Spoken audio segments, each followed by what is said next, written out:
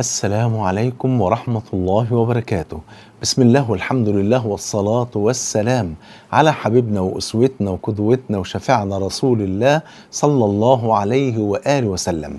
من هم الطوائف الخمسة الذين لا يسألهم منكر ونكير في قبورهم؟ تعالوا نعرف بعد ما نصلي على حبيبنا صلى الله عليه وآله وسلم. من المعلوم يا حبيبي أن الإنسان إذا مات ودخل قبره فإنه يسأل ثلاثة أسئلة، يسأله منكر ونكير، الملكين اللي في القبر يسألانه تلك الأسئلة الثلاثة: من ربك؟ ما دينك؟ من الرجل الذي بعث فيكم؟ الأسئلة سهلة جدا، ممكن يجاوب عليها طفل صغير في أولى ابتدائي، لكن تلك الأسئلة في ذلك الموضع وفي ذلك الموطن لا يستطيع أن يجيب عليها إلا من ثبته الله عز وجل. قال تعالى: يثبت الله الذين آمنوا بالقول الثابت في الحياة الدنيا وفي الآخرة ويضل الله الظالمين ويفعل الله ما يشاء. يبقى التثبيت في موضعين: في الحياة الدنيا أي عند السكرات أن يموت العبد على لا إله إلا الله، وقد قال صلى الله عليه وسلم: من كان آخر كلامه لا إله إلا الله دخل الجنة. وفي الآخرة أي في القبر، لأن النبي صلى الله عليه وسلم قال: القبر أول منازل الآخرة. يبقى ربنا بيثبتنا عند الموت إن احنا نقول لا إله إلا الله في ذلك الموضع في تلك السكرات، وبيثبتنا في القبر إن احنا نجيب على أسئلة الملكين.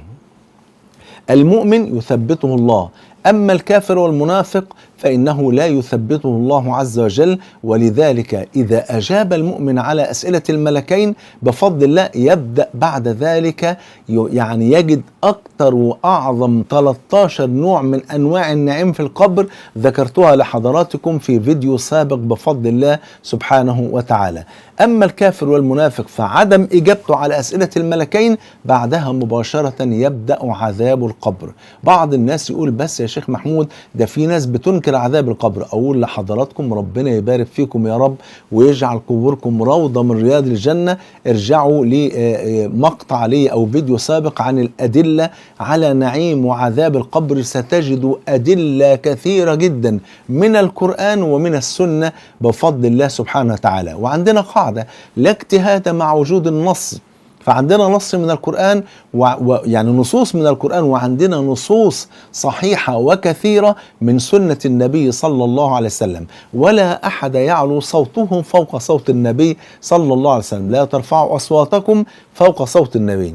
فالمعنى لا نرفع الصوت على النبي في حياته ولا نرفع الرأي على النبي صلى الله عليه وسلم بعد وفاته. لا نرفع الرأي عنه على النبي صلى الله عليه وسلم في حياته ولا بعد مماته. أما في حياته فلا نرفع لا الصوت ولا الرأي على رأي النبي وعلى صوت النبي صلى الله عليه وآله وسلم. سؤال القبر هو ما يسمى بفتنة القبر، وهو غير عذاب القبر. يبقى فتنة القبر هي سؤال القبر، عذاب القبر بقى بيترتب على ما كان بعد السؤال. قدرنا نجاوب على الأسئلة بتثبيت من الله يبدأ النعيم، لم يستطع فلان أن يجيب على أسئلة الملكين يبدأ العذاب عياذا بالله. ربنا يعافينا ويعافيكم يا رب العالمين. جاء في الحديث الذي رواه الإمام مسلم عن أمنا عائشة أنها قالت رضي الله عنها وأرضاها، قالت: دخل علي رسول الله صلى الله عليه وسلم وعندي امرأة من اليهود وهي تقول: هل شعرت أنكم تفتنون في القبور؟ قالت: فارتاع رسول الله صلى الله عليه وسلم وقال: إنما تفتن يهود، يعني اليهود هم الذين يفتنون.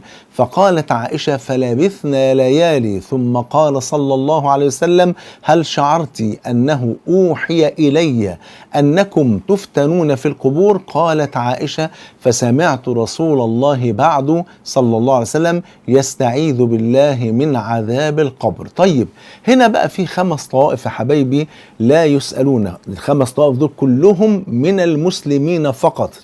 هناك 5 طوائف من المسلمين لا يسألون في قبورهم أبدا. من هم بقى الطوائف الذين لا يسألون في القبر أبدا؟ على رأس هؤلاء الأنبياء والأنبياء كلهم عشان تبقوا عارفين حضراتكم جاءوا جميعا بالإسلام، وإنما اختلفت فقط الشرائع، ولذا قال جل وعلا لكل جعلنا منكم شرعة ومنهاجا. الأنبياء لا يسألون في قبورهم. طب يا شيخ محمود، عند حضرتك نص من الكتاب أو من السنة إن الأنبياء والمرسلين لا يسألون في قبورهم؟ لا والله ما عنديش نص لا من الكتاب ولا من السنة. أمال عرفنا ده منين؟ من خلال إن احنا استنبطنا من إن الشهداء لا يسألون في قبورهم. فإن كان الشهداء اللي هم أقل من الأنبياء، لأن الأنبياء والرسل هم صفوة الخلق أجمعين، صفوة الخلق في الكون هم الرسل والأنبياء.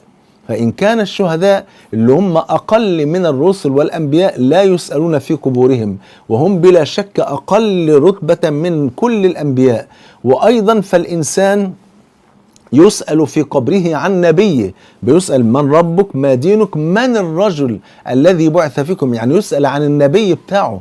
واضح كده؟ فإذا كان أصلا أنا هتسأل عن النبي، فكيف يسأل النبي؟ هيتسأل عن مين؟ عن نفسه؟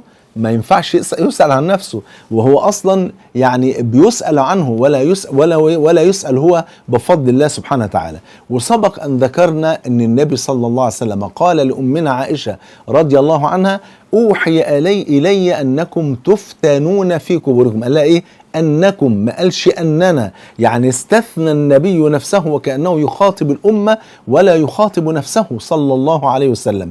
يبقى أول فئة وأول طائفة لا تسأل في قبرها أبدا هم الأنبياء والمرسلون. الطائفة الثانية هم الشهداء، اللي هم شهداء المعركة، لأن هناك طوائف أخرى حبايبي من الشهداء مثل المبطون والمطعون والغريق والحريق وغير هؤلاء بفضل الله سبحانه وتعالى. في الحديث الذي رواه النسائي بسند صحيح أن رجلا قال: يا رسول الله صلى الله عليه وسلم، ما بال المؤمنين يفتنون في قبورهم إلا الشهيد؟ يعني ليه المؤمنين هيتسألوا في قبورهم لكن الشهيد لا يسأل؟ فقال له صلى الله عليه وسلم: كفى ببارقة السيوف على رأسه فتنة. هو مش كفاية انه كان بيقاتل في سبيل الله والسيوف عمالة شغالة فوق دماغه وهو منتظر ان هو يموت في اي لحظة؟ هو الرعب اللي هو عاشه ده كان شوية، فعشان كده ربنا سبحانه وتعالى رفع عنه سؤال القبر بفضل الله سبحانه وتعالى. يبقى الفئة الأولى أو الطائفة الأولى التي لا تسأل في قبورها الأنبياء والمرسلين، والطائفة الثانية الشهداء. رقم 3 أي الطائفة الثالثة من مات مرابطا في سبيل الله، اللي هو الناس اللي بترابط في الثغور على حدود البلاد الإسلامية علشان حماية البلاد حتى ولو لم يكونوا في حالة حرب. الجنود اللي واقفين على حدود البلاد الإسلامية يحمون البلاد من أي عدو يأتي، هؤلاء الذين يرابطون على الثغور من مات منهم مرابطا لا يسأل في قبره بفضل الله. ما الدليل على ذلك؟ الدليل ما رواه الترمذي بسند صحيح أن النبي صلى الله عليه وآله وسلم قال: رباط يوم في سبيل الله أفضل من صيام شهر وقيامه. ما شاء الله، اللي يرابط يوم في سبيل الله كده واقف لحراسة المسلمين أفضل من صيام شهر كامل وقيام شهر كامل. ومن مات فيه، يعني من مات وهو مرابط، وقي فتنة القبر، لا يسأل في قبره، ونمى له عمله أي عمله الصالح إلى يوم القيامة. ما شاء الله، يعني العمل الصالح اللي كان بيعمله وهو عايش يفضل مكتوب وكأنه برضه لسه عايش لحد قيام الساعة. يا خبر أبيض، ده إيه الجمال ده كله؟ اللي يموت وهو مرابط بفضل الله سبحانه وتعالى يفضل عمله الصالح شغال ليوم القيامة، يتكتب له وكأنه عايش على ظهر الأرض مش مدفون، كأنه عايش وبيعمل هذا العمل بفضل الله سبحانه وتعالى. أي أنه من مات مرابطا وقي فتنة القبر وظل عمله، يعني إيه، حسناته شغالة لحد يوم القيامة. ده الصنف أو الطائفة الثالثة. الطائفة الرابعة من مات في يوم الجمعة أو ليلة الجمعة. طبعا دي مش بإيدينا، لأن الموت لا يعلم وقته إلا الله سبحانه وتعالى. يعني وقت ما الإنسان هيموت دي لا يعلم وقت موت الإنسان إلا الله سبحانه وتعالى، فإذا جاء أجلهم فلا يستأخرون ساعة ولا يستقدمون. الذي يعلم ميعاد ميلادنا وميعاد موتنا هو الله سبحانه وتعالى.